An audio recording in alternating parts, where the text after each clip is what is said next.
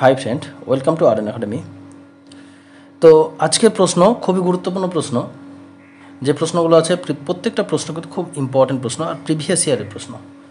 তো আমরা কথা না বাড়িয়ে ক্লাসটা শুরু করব। তো চলো 1 নম্বর প্রশ্ন কি আছে দেখো। প্রশ্ন কি আছে দেখো, নিম্নলিখিত বস্তুগুলির মধ্যে কার জৈবিক মূল সবথেকে বেশি? তো নিম্নলিখিত বস্তুগুলির মধ্যে কার জৈবিক মূল সবথেকে বেশি? কি আছে? ডিম, দুধ, সয়াবিন, মাংস। ভেরি ভেরি ইম্পর্টেন্ট প্রশ্ন। তাহলে এখানে জৈবিক মূল সবথেকে বেশি যদি বলেছে, ঠিক আছে, সবথেকে বেশি, তাহলে অপশন বি হবে সঠিক উত্তর, দুধের। তা নিম্নলিখিত বস্তুগুলির মধ্যে কার জৈবিক মূল সবথেকে বেশি? দুধের। ভেরি ভেরি ইম্পর্টেন্ট প্রশ্ন। তারপর নেক্সট প্রশ্ন চলে যায়, কি আছে দেখো 2 নম্বর প্রশ্ন, কোন পদার্থে অপরিহার্য ফ্যাটি অ্যাসিড সবথেকে কম পরিমাণ থাকে? তাহলে কোন পদার্থে অপরিহার্য ফ্যাটি অ্যাসিড, এই যে ফ্যাটি অ্যাসিড বলেছে, ফ্যাটি অ্যাসিড, ঠিক আছে, তো কোন পদার্থে অপরিহার্য ফ্যাটি অ্যাসিড সব থেকে কম পরিমাণ থাকে? ভেরি ভেরি ইম্পর্টেন্ট প্রশ্ন। চল কী বলেছে এখানে, ফিশ লিভার অয়েল, সূর্যমুখী অয়েল, ভেজিটেবল অয়েল, নারকেল তেল। তো সঠিক উত্তর কোনটা হবে 2 নম্বরের? তো ফ্যাটি অ্যাসিড সব থেকে, সরি এখানে কম বলেছে না, তাহলে কম, তাহলে এই পদার্থ এইগুলোর মধ্যে কোনটাতে ফ্যাটি অ্যাসিড সব থেকে কম পরিমাণ থাকে? তাহলে কম যদি বলা হয় তাহলে এখানে কি ভেজিটেবল অয়েল, ঠিক আছে, ফ্যাটি অ্যাসিড তোমার সব থেকে কম থাকে। তো ভেজিটেবল অয়েলে ফ্যাটি অ্যাসিড সব থেকে কম থাকে। আর ভিডিও নিচে ডিসক্রিপশনে হোয়াটসঅ্যাপ গ্রুপ আছে, চাইলে তোমরা সেখানে জয়েন হয়ে থাকতে পারো। আর তোমরা আমাদের যদি পেড ব্যাচ অ্যাডমিশন হতে চাও তো ভিডিও নিচে ডিসক্রিপশনে হোয়াটসঅ্যাপ নাম্বার আছে, সেখান থেকে তোমরা যোগাযোগ করতে পারো, ঠিক আছে। চলো নেক্সট প্রশ্ন, 3 নম্বর প্রশ্ন, পেশি সংকোচনের জন্য মানবদেহে কোন খনিজ মৌলের দরকার হয়? তো পেশি সংকোচনের জন্য, খুব ইম্পর্টেন্ট প্রশ্ন, পেশি সংকোচনের জন্য মানবদেহে কোন খনিজ মৌলের দরকার হয়? Calcium, potassium, iron, calcium, sodium, iron, calcium, sodium. তো সঠিক উত্তর কোনটা হবে 3 নম্বরের? তো পেশি সংকোচনের জন্য মানবদেহে কোন খনিজ মৌলের দরকার হয়? ভেরি ভেরি ইম্পর্টেন্ট প্রশ্ন। তো অপশন এ হবে সঠিক উত্তর, ঠিক আছে, ক্যালসিয়াম, পটাশিয়াম। তো পেশি সংকোচনের জন্য মানবদেহের কোন খনিজ মৌলের দরকার হয়? তো ক্যালসিয়াম ও পটাশিয়াম। খুব ইম্পর্টেন্ট প্রশ্ন, ঠিক আছে, ক্যালসিয়াম ও পটাশিয়াম। তারপরে দেখো নেক্সট প্রশ্ন কি আছে দেখো, 4 নম্বর প্রশ্ন, ম্যালিগন্যান্ট ম্যালেরিয়া কে ঘটায়? ম্যালিগন্যান্ট ম্যালেরিয়া কে ঘটায়? খুব ভেরি ভেরি ইম্পর্টেন্ট প্রশ্ন। 4 নম্বর সঠিক উত্তর কোনটা হবে? তাহলে এখানে সঠিক উত্তর হবে কোনটা? তো সঠিক উত্তর হবে অপশন বি, প্লাজমোডিয়াম ফ্যালসিপেরাম, ঠিক আছে, প্লাজমোডিয়াম ফ্যালসিপেরাম। খুব ইম্পর্টেন্ট প্রশ্ন। তারপরে দেখো খুব ইম্পর্টেন্ট প্রশ্ন, প্রত্যেকটা প্রশ্ন কিন্তু WBCS মেনের প্রশ্ন। তো দেখো টাইগার মসকিটো কাকে বলা হয়? তো টাইগার মসকিটো কাকে বলা হয়? অপশনগুলোর মধ্যে option A, option B, option C না অপশন ডি? তো এখানে দেখো 5 নম্বর প্রশ্ন, সঠিক উত্তর কোনটা হবে? টাইগার মসকিটো কাকে বলা হয়? তো সঠিক উত্তর হবে অপশন সি, এডিস মশাকে কিন্তু টাইগার মসকিটো বলা হয়, ঠিক আছে। তো এডিস মশাকে কি বলা হয়? টাইগার মসকিটো বলা হয়। খুব ইম্পর্টেন্ট প্রশ্ন। তারপর নেক্সট প্রশ্ন কি আছে, 6 নম্বর প্রশ্ন, সুষম খাদ্যের উদাহরণ হলো কি? সুষম খাদ্যের উদাহরণ হলো ভাত, দুধ, মাংস না মাছ? সুষম খাদ্য এর উদাহরণ হলো কি? ভেরি ভেরি ইম্পর্টেন্ট প্রশ্ন। 6 নম্বর প্রশ্ন, সঠিক উত্তর কোনটা হবে? তোমরা সবাই জানো যে সুষম খাদ্য একটা কোন খাদ্যকে সুষম খাদ্য বলা হয়? তাহলে এখানে অপশন বি হবে সঠিক উত্তর, দুধকে কিন্তু সুষম খাদ্য বলা যায়, ঠিক আছে। চলো 7 নম্বর প্রশ্ন কি আছে দেখো, মানবদেহে শর্করা কী রূপে সঞ্চিত থাকে? খুব ইম্পর্টেন্ট প্রশ্ন। এই প্রশ্নটা বারবার কিন্তু আসার চান্সটা খুব আছে। গ্লুকোজ, স্টার্চ, গ্লাইকোজেন না সুক্রোজ? তো সঠিক উত্তর কোনটা হবে 7 নম্বরের? তো মানবদেহে শর্করা কী রূপে সঞ্চিত থাকে? সঠিক উত্তর হবে অপশন সি, গ্লাইকোজেন রূপে, ঠিক আছে। তো মানবদেহে শর্করা কী রূপে সঞ্চিত থাকে? গ্লাইকোজেন রূপে সঞ্চিত থাকে। তারপরে দেখো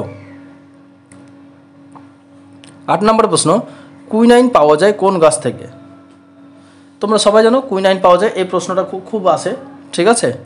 কুইনাইন পাওয়া যাবে, কুইনাইন কোন গাছের উপকার থেকে পাওয়া যায়? আবার কুইনাইন কোন রোগে ব্যবহার করা হয়?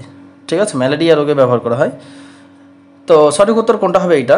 তাহলে অপশন বি হবে সঠিক উত্তর, সিঙ্কোনা গাছের, ঠিক আছে। সিঙ্কোনা গাছের ছাল থেকে কুইনাইন কিন্তু পাওয়া যায়। খুব ইম্পর্টেন্ট প্রশ্ন। তারপর 9 নম্বরের প্রশ্ন কি বলেছে দেখো, 9 নম্বর, কিসের অভাবে গয়টার রোগ হয়?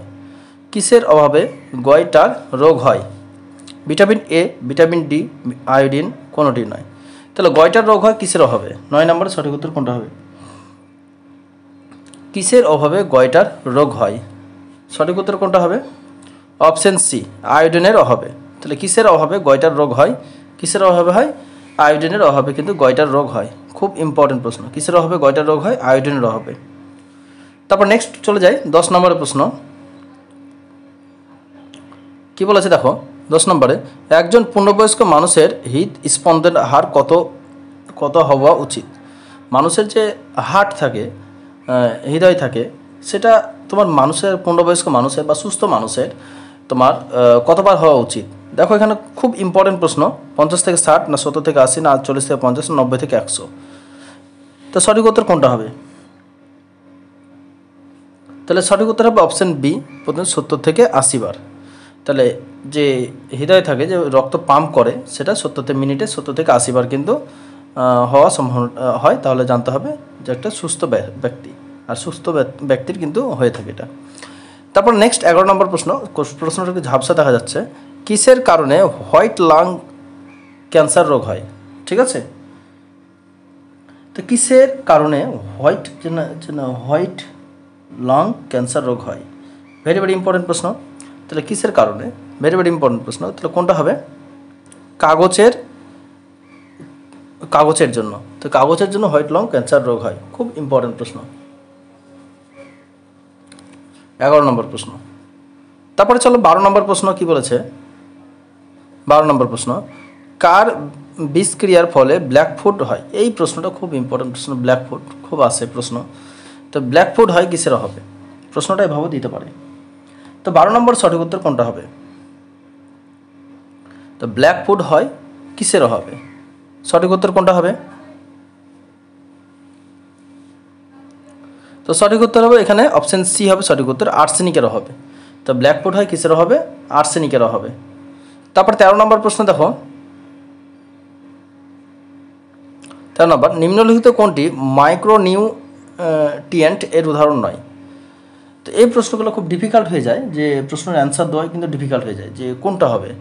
তো এগুলো কিন্তু ডিটেলসে না পড়া থাকলে কিন্তু তোমাদের কিন্তু মুশকিল হয়ে যাবে।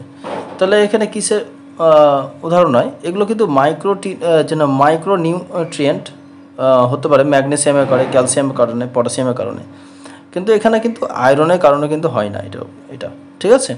তো আয়রনের কারণে কিন্তু এটা হয় না। খুব ইম্পর্টেন্ট প্রশ্ন কিন্তু এই অপশানগুলো মনে রাখতে হবে। তারপরে দেখো 14 নম্বর প্রশ্ন, পানীয় জলে মাত্রাতিরিক্ত ফ্লোরাইড থাকলে কোন রোগ হয়? তো পানীয় জলে মাত্রাতিরিক্ত ফ্লোরাইড থাকলে কোন রোগ হয়? খুব ইম্পর্টেন্ট প্রশ্ন। ফুসফুসের রোগ, ক্ষুদ্রান্তের সংক্রমণ, ফ্লোরোসিস না রিকেট? ঠিক আছে, অপশন ডি রিকেট। তো সঠিক উত্তর কোনটা হবে? পানীয় জলে মাত্রাতিরিক্ত ফ্লোরাইড থাকলে কোন রোগ হয়? ভেরি ভেরি ইম্পর্টেন্ট প্রশ্ন। ফ্লোরাইড থাকলে কোন রোগ হয়? ফ্লোরাইড থাকলে ফ্লোরোসিস রোগ হয়। অপশন সি হবে সঠিক উত্তর, ফ্লোরোসিস হয়।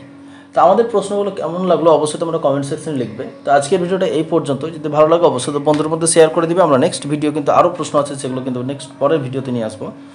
তো আজকের ভিডিওটা এই পর্যন্তই, ধন্যবাদ।